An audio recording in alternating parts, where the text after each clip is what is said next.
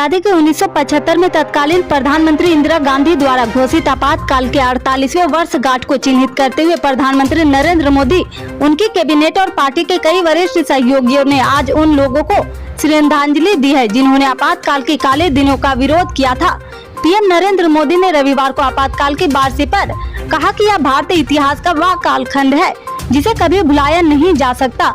PM Modi ने एक tweet में लिखा, मैं उन सभी साहसी लोगों को श्रद्धांजलि अर्पित करता हूं, जिन्होंने आपातकाल का विरोध किया और हमारी लोकतांत्रिक भावना को मजबूत करने के लिए काम किया है। बता दें कि केंद्र के अध्यादेश को लेकर दिल्ली के सियासी दलों के बीच जारी आरोप प्रत्यारोप का सिलसिला थमने का नाम नहीं ले रहा। इस मसले पर पटना में विपक्षी दलों की बैठक में गच्चा खाने के बाद आप नेता और दिल्ली सरकार में मंत्री सौरभ भारद्वाज ने इस बार बीजेपी के बदले कांग्रेस और राहुल गांधी को निशाने पर लिया है। उन्होंने अपने एक बयान में कहा कि मैं हमेशा देखता हूं कि राहुल गांधी प्यार की बात करते हैं, जबकि हकीकत में वैसा नहीं दिख रहा। अगर वो वास्तव में ऐसा करते तो वो दिखाई भी देना चाहिए। दिल्ली सरकार में मंत्री सौरभ भारद्वाज का कहना है कि राहुल गांधी का कहना है कि भारतीय जनता पार्टी नफरत फैलाती है। इसके उलट अगर राहुल गांधी मोहब्बत की दुकान चला रहे हैं तो जो भी उनके पास आएगा वह प्यार खरीद सकता है। बता दें कि मणिपुर के मुख्यमंत्री एन बीरेन सिंह ने दिल्ली में केंद्रीय गृह मंत्री अमित शाह से मुलाकात की। उन्होंने राज्य की स्थिति के बारे में केंद्रीय मंत्री को जानकारी दी। इस बीच मणिपुर में इंटरनेट पर प्रतिबंध को 30 जून दोपहर 1 दिन तक के लिए बढ़ा दिया है। जानकारी के मुताबिक इम्फाल से रविवार सुबह राष्ट्रीय राजधानी पहुंचे बीरेन सिंह अमित शाह से मिलने उनके आवास पर गए। सूत्रों के मुताबिक मुख्यमंत्री ने गृह मंत्री को मणिपुर की मौजूदा स्थिति और वहां सामान्य स्थिति बहाल करने के लिए उठाए गए कदम के बारे में जानकारी दी है। बता दें कि 23 जून को पटना बैठक में विपक्षी दलों ने एक होकर भाजपा की अगुवाई वाली केंद्र सरकार को चुनौती देने पर अंतिम सहमति बना ली है।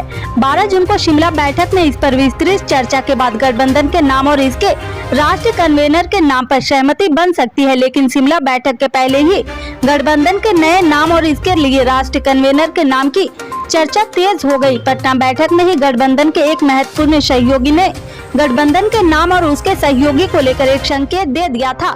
यदि किसी विपक्षी दल को इस पर आपत्ति न हुई तो शिमला बैठक के बाद इसकी औपचारिक तौर पर घोषणा की जा सकती है।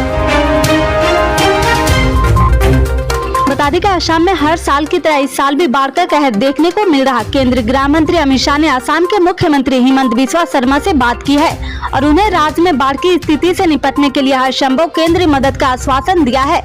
गृह मंत्री अमित शाह ने यह भी कहा कि मोदी सरकार इस कठिन समय में हमेशा असम के लोगों के साथ मौजूद खड़ी है। बता दें कि पश्चिम बंगाल में 8 जुलाई को पंचायत चुनाव के लिए मतदान होना है। इससे पहले राज्य की सत्ताधारी पार्टी को झटका लगा। दरअसल पंचायत चुनाव में टीएमसी के 12% उम्मीदवार ही निर्विरोध चुने गए हैं, जबकि साल 2018 में पार्टी के 34% प्रत्याशी निर्विरोध जीते थे। इन आंकड़ों से पता चलता है कि पिछले 5 साल में पंचायत चुनाव में निर्विरोध टीएमसी को मिलने वाली सीटों में 22% की गिरावट हुई है। बता दें कि भारतीय कुश्ती संघ के पूर्व अध्यक्ष ब्रिजेश भूषण के खिलाफ प्रदर्शन करने वाले पहलवानों व योगेश्वर दत्त के बीच जुबानी जंग तेज हो गई है। योगेश्वर के बयान के बाद विनेश फोगाट ने ट्वीट किया, जिसमें उन्होंने ट्रायल को आगे बढ़ाने के लिए खेल मंत्री को चिट्ठी लिखी है।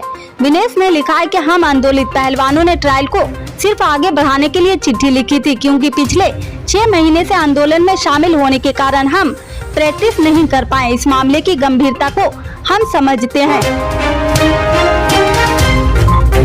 बता दें कि मध्य प्रदेश नवंबर में होने जा रहे विधानसभा चुनाव को देखते हुए मुख्यमंत्री शिवराज सिंह चौहान एक्शन मोड में नजर आ रहे हैं और हर जगह सौगातों की बौछार कर रहे हैं। मुख्यमंत्री ने ग्वालियर के ग्रामीण क्षेत्र बेहटा में शनिवार को बाघेल समाज के सम्मेलन को संबोधित करते हुए तमाम घोषणाएं की है। उन्होंने कहा कि हम सब लोग माता अहिल्याबाई होलकर के वंशज है। उन्होंने लोक कल्याण के लिए जो कार्य किए हैं उसे कभी भुलाया नहीं जा सकता। माँ अहिल्याबाई होलकर का ग्वालियर में भव्य स्मारक बनाया जाएगा। बेटा में बन रहे बस स्टैंड का नाम अहिल्याबाई होलकर के नाम पर रखा जाएगा। बता दें कल यानी 25 जून को पेट्रोल डीजल की कीमत में कोई बदलाव नहीं हुआ। फिलहाल दिल्ली में पेट्रोल 96.72 रुपये लीटर और डीजल 89.62 रुपये लीटर के हिसाब से बिक रहा। वहीं मुंबई में पेट्रोल 106.31 रुपये और डीजल 27 रुपए प्रति लीटर मिल रहा है। 1 साल से ज्यादा समय से पेट्रोल डीजल के दाम में बदलाव नहीं हुआ है।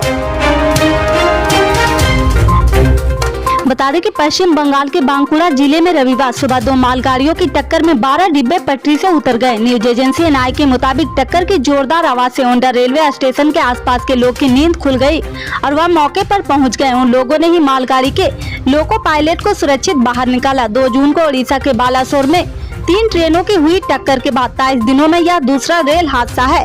हालांकि इसमें जान माल का बहुत ज्यादा नुकसान नहीं हुआ। बता दें कि लोकसभा चुनाव 2024 को लेकर कांग्रेस के भीतर सरगर्मी लगातार बढ़ रही। कांग्रेस के प्रदेश अध्यक्ष राजेश ठाकुर पिछले 3 दिनों से दिल्ली में हैं। उनके अलावा कई और नेता भी दिल्ली पहुंचे हैं। प्रदेश प्रभारी अनिवास पांडे ने पार्टी के नेताओं को लोकसभा चुनाव को लेकर फीडबैक दिया है। वहीं प्रदेश कांग्रेस अध्यक्ष राजेश ठाकुर ने प्रदेश प्रभारी को राज्य में लोकसभा चुनाव को लेकर संगठित की तैयारी के संबंध में अपनी रिपोर्ट सौंपी, जिसमें प्रदेश में बूथ स्तर की तैयारियों का भी जिक्र किया गया है। प्रदेश प्रभारी से दिल्ली में मिलने वाले खास नेताओं में राजेश ठाकुर के अलावा प्रदेश कांग्रेस के कार्यकारी अध्यक्ष बंधु तिर्की भी मौजूद है। बता दें कि जुलाई का महीना शुरू होने वाला है। इस माह 15 दिन बैंक में कोई कामकाज नहीं होगा, यानी 15 दिन बैंक की छुट्टी है।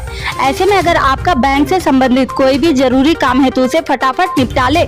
जी हां, भारतीय रिजर्व बैंक की ओर से जुलाई महीने के लिए छुट्टियों की लिस्ट जारी कर दी गई है। इस लिस्ट के मुताबिक जुलाई में 15 दिन बैंक कर्मी छुट्टी पर रहेंगे। महीने के शनिवार और रविवार के अलावा अलग अलग राज्यों में अलग अलग पर्वों को लेकर छुट्टियां घोषित की गई, जिस कारण बैंक बंद रहेंगे। तो आइए देखते हैं जुलाई के माह में बैंक की छुट्टियों की लिस्ट क्या है। इससे आगे के अपडेट्स को जानने के लिए जुड़े रहे हमारे राइट न्यूज के साथ। मिलते हैं फिर बड़ी खबर में, तब तक के लिए जय हिंद।